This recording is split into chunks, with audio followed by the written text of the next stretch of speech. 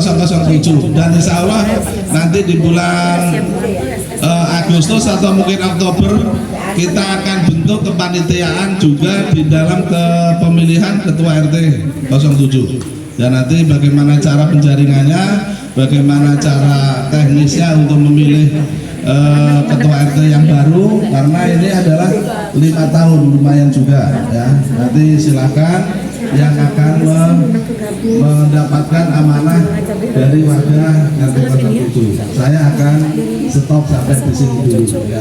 Berikan kesempatan kepada ibu-ibu, syukur ada ibu-ibu juga nggak apa-apa yang mau ikut bertanding ya, ataupun bapak-bapak silakan. Dan nanti akan ada penjaringannya, tekniknya seperti apa itu nanti adalah dari mutlak dari panitia pemilihan ketua RT 07. Nah ini nanti syaitan innahu lakum aduwwum mubin. Dan jangan kau ikuti perbuatan syaitan, karena syaitan musuh yang paling nyata. Allah, ya Allah, lemes amat ya, kayak orang tarawih bulan padahal awal bulan. Udah gajian Ustazah, cuma uangnya udah masuk amplop sama masuk kotak semua buat bayaran sekolah, buat daftar ulang. Betul ya Bu? Ibu, jangan sekalian, sedikit saya mengangkat. Di zaman modern, era digital, semua ada kemajuan. Gaya hidup, lifestyle, dari pakaian, Ibu, dari yang namanya tempat jalan-jalan atau wisata healing-healing, sampai yang namanya makanan. Bu, maka hari ini di depan kita juga banyak makanan. Nikmati makanan ini karunia dari Allah, juga pemberian dari Sahibul Bait sebagai suguhan yang terbaik untuk ibu-ibu semua. Ibu jamaah sekalian, kenapa berbicara makanan itu harus penting halal, Bu? Maka yang pertama adalah untuk kesinambungan, untuk keseimbangan fisik dan kesehatan, Ibu. Maka makanlah makanan yang bergizi, ya Bu. Selain juga yang halal, maka tujuannya apa? Buat kesehatan. Ibu makan pisang boleh nggak?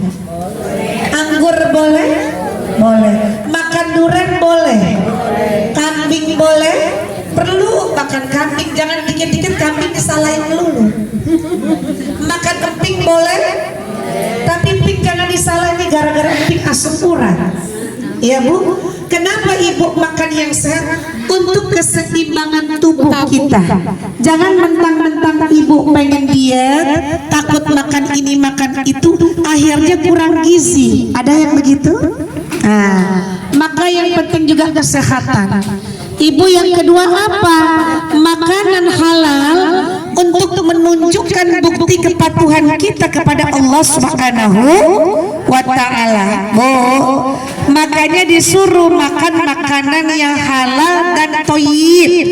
Untuk apa? Menunjukkan bahwa makanan ini bukan hanya sekedar memberikan kebutuhan jasmani, tapi juga kebutuhan rohani. Betul apa betul? Makanya jamaah sekalian, makanan-makanan yang dihalalkan sudah begitu jelas. Maka ada di dalam Al-Quran, harimat alaikumul maitata waddama walahmal khinzir. Allah. Yang halal sudah dijelaskan, begitu juga yang haram sudah dijelaskan. Harimat alaikum, maka diharamkan atas kalian apa? Makanan yang pertama maitah, yaitu bangkai. Bu, Ibu, ada kambing dibeli, sebelum waktunya disembelih udah mati duluan, boleh nggak dipotong dibagi-bagiin sama tetangga? Nah, nggak boleh, harus disembelih dulu. Maitata, bangkai nggak boleh, kecuali bangkai ikan boleh. Wadama, darah boleh nggak Bu?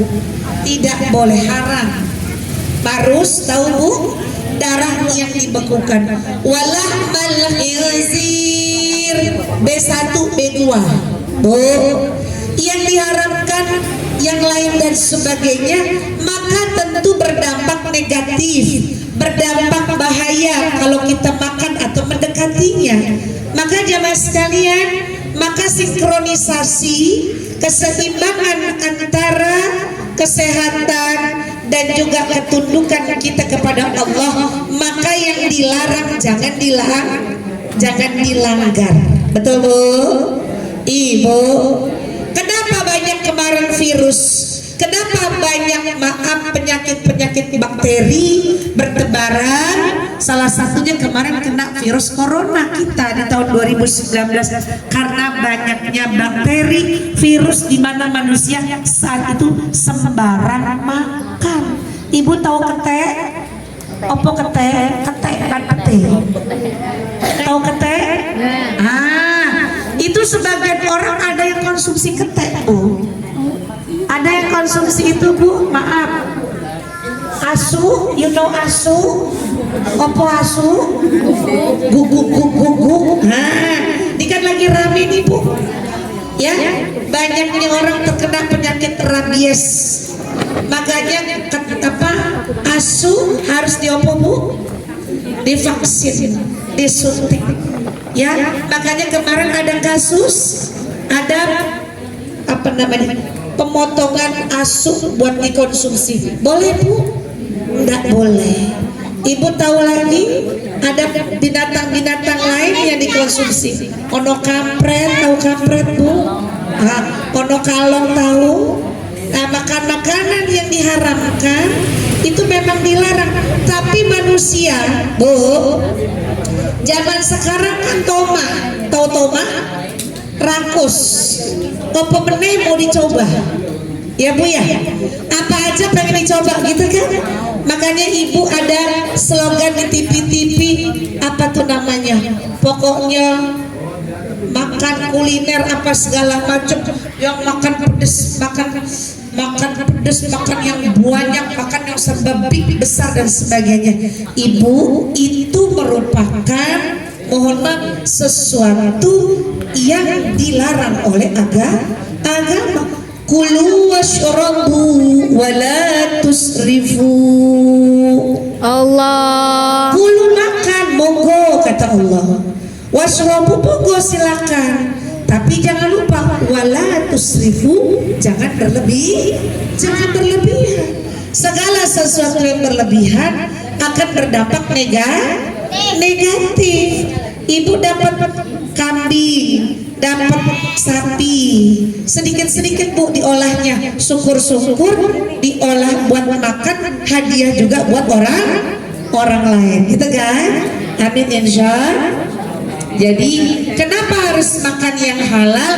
Yang pertama untuk keseimbangan kesehatan tubuh kita. Yang kedua sebagai ketundukan kita, kepatuhan kita kepada Allah Subhanahu wa Ta'ala. Ibu, yang ketiga yang kita makan makanan halal itu karena sebuah kewajiban. Apa Bu? Tolabul halal fariidatun ala kulli muslimin wa muslimatin. Makan, mencari rezeki yang halal itu sebuah kewajiban bagi orang beriman. Jadi jangan mengedepankan banyaknya, mudah meraihnya, tapi yang penting diperhatikan adalah halal. Karena orang yang mencari rezeki yang halal itu pahalanya seperti orang yang berjihad di jalan Allah mati syahid. Itu ada sebuah ikhtiar. Makanya dibilang cari yang halal itu aja susah. Kadang ada orang-orang yang maaf pesimistis bilang apa? Yang haram aja susah, apalagi yang halal. Nah, tapi kalau kayak kita mencari rezeki yang halal untuk meraih ridhonya Allah. Ibu, makan makanan yang halal ini juga merupakan apa Ibu? Salah satu syarat diterimanya doa kita. Bu, maka kalau ada doa yang belum terjawab oleh Allah, tolong dikoreksi. Ada apa dengan doa kita? Ada apa dengan makanan kita? Karena kata Nabi, orang yang mengkonsumsi makanan yang halal, makanan yang haram, maka doanya tidak diterima 40 hari oleh Allah Subhanahu wa ta'ala.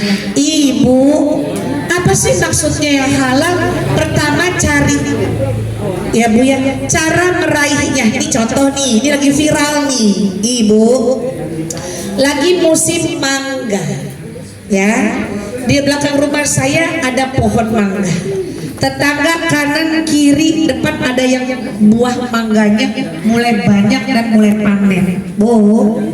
Lalu ada orang tanpa seizin kita ngambil mangga, mangganya halal secara zatnya, tapi karena tidak izin, mangga halal atau jadi haram? Jadi haram Ibu. Makanya saya sudah mendeklarasikan, sudah mengumumkan, mangga di belakang rumah saya, siapa saja yang mau ambil tanpa izin saya sudah ikhlaskan, saya sudah ridhoi Bu. Depan rumah saya ada jambu madu, saya jarang makan, memang kalau habis berbuah mulai panen hilang semua. Siapa aja ngambil, tapi saya sudah ikrar, yang ngambil siapapun tanpa izin saya sudah ikrarkan, monggo saya halalkan. Maka yang namanya ngambil minta harus izin si pemilik buah. Kenapa? Karena yang kita ambil tanpa pamit, tanpa izin, meskipun itu halal, itu bisa menghalangkan tirai doa kita tidak dikabul oleh Allah Subhanahu wa ta'ala. Repot kan Bu kalau begini? Repot nggak? Biarpun besti sama temen yang punya mangga tapi lupa ngomong, itu bisa menghambat doa kita diterima oleh Allah Subhanahu. Ayo minta izin dulu ya Bu ya. Ibu, lalu apa kata Allah, kata Rasulullah, sedikit pun barang yang tumbuh dari yang halal, maka tempatnya yang pas adalah nerakanya Allah Subhanahu wa ta'ala. Ini hati-hati buat kita. Maka bagaimana menyikapi makanan kita di usia-usia kita sudah mulai harus diperhatikan ya Bu ya. Tidak semua makanan enak di lidah tapi menyehatkan di tubuh, betul nggak Bu? Boleh makan tapi sekarang porsinya sudah disedikitkan. Boleh makan tapi tidak berlebihan. Setuju Ibu? Alhamdulillah. Mudah-mudahan sedikit tips ini bisa bermanfaat buat kita semua. Ibu jamaah sekalian, hari ini juga kita mengusung kebersamaan, mengusung kekompakan, mengusung persaudaraan. Dari mana persaudaraan kita berangkat? Dari firman Allah, wa'budullaha wa la tusyriku bihi syai'an wa bil walidaini ihsana wa bidzil qurba wal yatama wal masakin wal jaril junub. Allahnya lemes banget. Allah yang kecil Andrea. Ibu, hari ini kita duduk bersama adalah dalam rangka mengikuti perintah Allah. Apa perintah Allah? Ada di Quran surat An-Nisa untuk menjalin tali silaturahmi antar siapa? Antar tetangga. Ya kan Bu? Siapa sih tetangga itu? Ada tetangga dekat, ada tetangga jauh. Ibu, ini se-RT atau se-RW? Berapa jumlah kakaknya? 83. Ini yang ikut arisan 83 apa 87? 50. Yang sisanya kemana Ibu? Tidur. Apa yang harus diperhatikan, yang harus diperhatikan adalah bagaimana kita sesama makhluk Allah dan makhluk sosial. Ibu, maka dikatakan oleh Allah Quran surat Al-Hujurat, ya ayyuhan nasu inna khalaqnakum min dzakarin wa untha wa ja'alnakum syu'uban wa qabaila lita'arafu. Wahai manusia, kami ciptakan engkau laki-laki dan perempuan bersuku-suku, berbangsa-bangsa, lita'arafu, agar kalian saling mengenal. Amin. Ibu, jadi kita ini yang pertama adalah Abdullah, hambanya Allah. Ya Bu, hambanya Allah yang disebut kita ini sesama makhluk sosial. Ya Bu, jadi kita terlepas dari hamba Allah yang harus mengabdi kepada Allah. Yang kedua, kita ini sebagai siapa? Sebagai ummatan wahidah, sebagai umat yang satu. Maka dianjurkan untuk kita bergabung. Wa'tasimu bihablillahi jami'an wa la tafarraqu. Ayo kata Allah, wa'tasimu, ayo kita sambung. Ya, bihablillah, menguatkan ikatan tali kita, yaitu dengan tali ikatan Allah.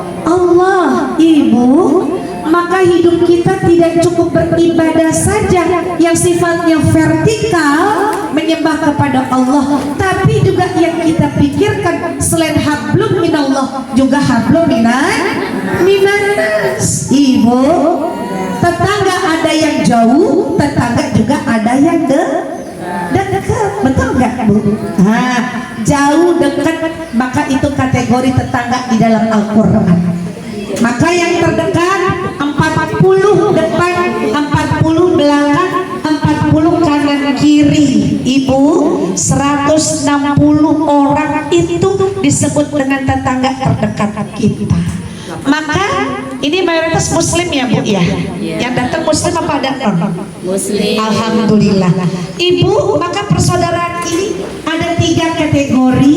Persaudaraan sesama muslim, persaudaraan yang kedua adalah sesama hamba Allah, yang ketiga persaudaraan karena suku, bangsa, dan negara.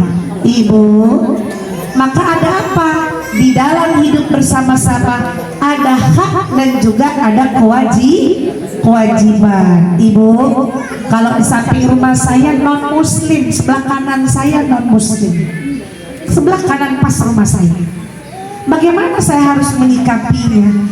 Ya tadi, untuk urusan agama lakum dinukum, tapi untuk urusan kebersamaan kita bersama-sama.